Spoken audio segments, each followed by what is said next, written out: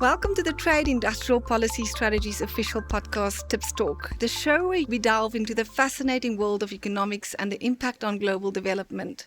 I'm your host, Elize Hattingh, and today we are asking why is it important for local and provincial government officials in the Northern Cape province to understand the impacts of climate change, the imperative to decarbonize our economy, as well as making that transition truly just. We are finding ourselves in Kimberley and we are turning policy into action.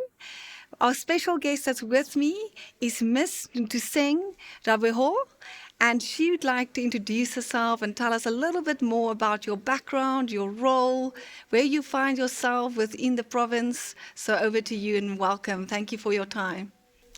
Thank you for having me, Elize. I'm Nthuseng Rabohome from Taolo Gaetsewe District Municipality. It is located in Kuruman in Northern Cape. Kuruman is between Northwest and Cape Town. I actually grew up very close to Kuruman, between Kuruman and Vryburg, so where the Northern Cape province and the Western Cape province, connects. So Kuruman is also close to my heart, but I know that it's also very hot in Kuruman. Thank you. Kuruman is a mining town. What is there mostly? It's mines. We have iron mine and we have manganese mines. Then we also have bit of agriculture. We have bit of farming. It's a rural area where we have 3 local municipalities, which is Gamakara. It's mostly mining, and it's Gaskgonyana. Then there is Jomorolong. Jomorolong is rural areas where most of the communities there, they only survive with pension and grants. We have close to 300 villages in Kuruman. Those villages are not safest in terms of waste. So most of our communities, they burn their waste because even recycling is not a simple thing to do, even though we do awarenesses, but it's not easy for them to recycle because they have to load the stuff to town. And distances, Northern Cape is very vast. Our Kuruman is very vast. There's other areas where you travel 200 kilometers from your area to town. So you can see it's not easy for them to bring their recyclables for exchange. So mostly there are people who are collecting only aluminiums because it seems easier, and also they can make a little bit of money with that. But other recyclables, they cannot be recycled because of distance. Kuruman we have also shortage of water. Climate is very hot in Kuruman. There is drought, there is floods, there is fires. That's what you mostly find in Kuruman. It depends on the season. Now we are going to a season of heat and floods. So that's Kuruman. This seems like your municipality is increasingly facing vulnerabilities regarding climate change. In your role, do you think there's a sufficient adaptation funding and programs to actually respond to this ever-changing climate? And how are you adapting to that? Is there a mandate? Is there resources to respond? Or do you feel that you often maybe a bit more left behind and vulnerable? Mostly, I'll say we are still left behind in Kuruman. Another thing that I didn't mention, there is also, we are led by the chiefs, the tribal offices. We are led by the municipality. And now some of the challenges we are facing is that the traditional leaders, they give out land without even consulting with the municipalities. Like you find most of communities that stay in a low-lying areas. So mostly when there is disaster, we cannot respond. People are very vulnerable, and remember those people, most of them, you build a house there. If I tell you that you are in a wrong area, it's not easy for you to move. And the municipality doesn't have also capacity to make sure everyone moves there. And if recent floods, there was also a lot of, even our roads, we don't have roads. Most of the areas we have gravel roads, we don't have bridges. So sometimes when it rains too much, there is no even movement from that area to another.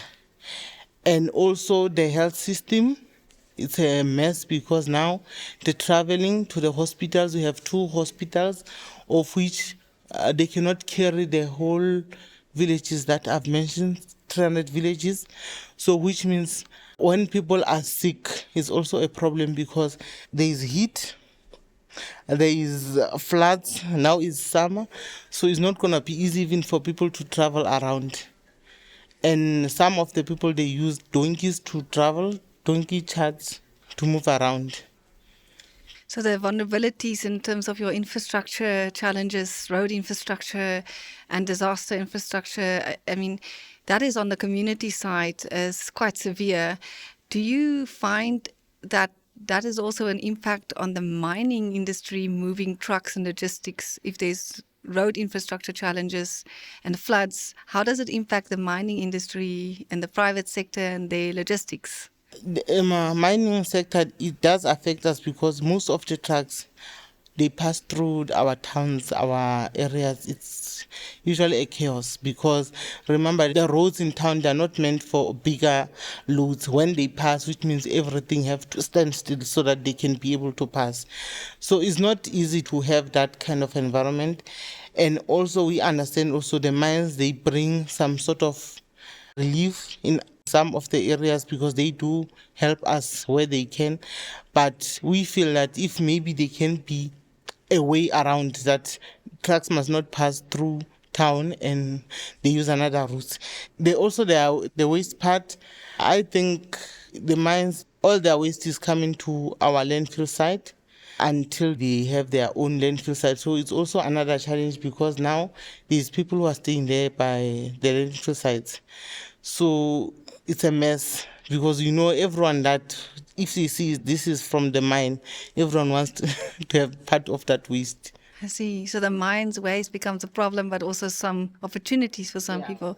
And the cost of the landfill management as well is another, because it's expanding. You mentioned that there isn't a lot of recycling and circular economy kind of policies within the municipality and infrastructure to even transport some of the plastic waste and the glass and other kind of valuable waste resources because of the cost of transporting them to an area where there's a buyback center.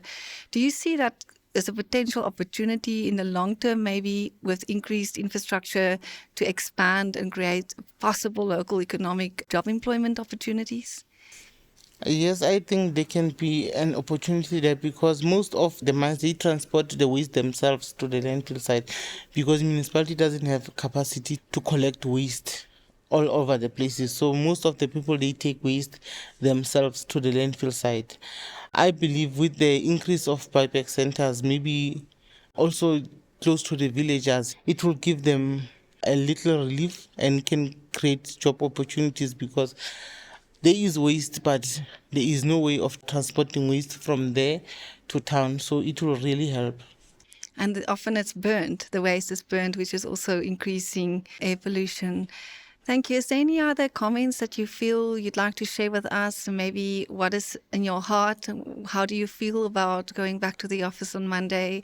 Now that you've been through the 2-day training and you understand, the deep layers of complexity, but also maybe a lot of policy changes or new opportunities to develop just transition policies within the municipality. Do you feel maybe confident that your colleagues would be open, or do you see that this is something maybe it's not yet a hot topic and it's going to have to be a lot of motivation and encouragement for people to come on board and create a new vision for the municipality going forward?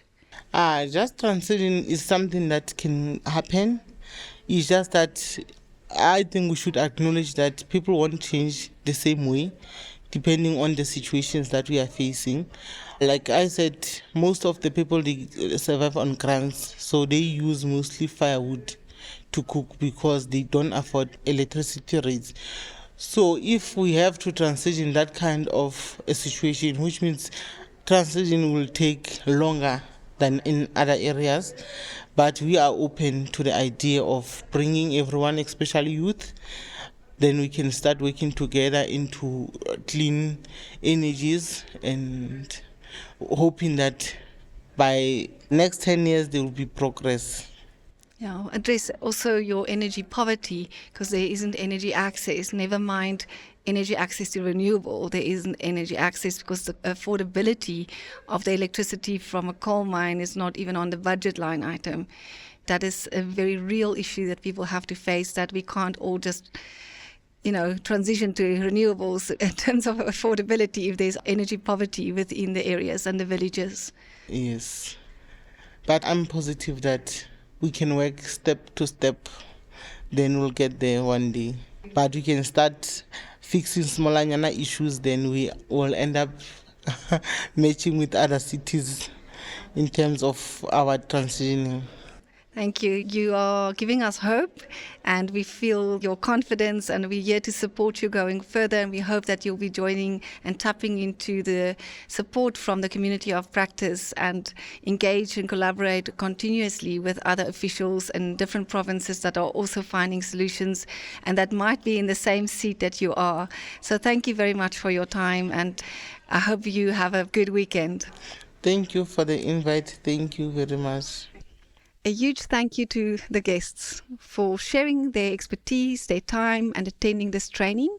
We hope you will continue to champion the mandate of greening the economy in a just and equitable way.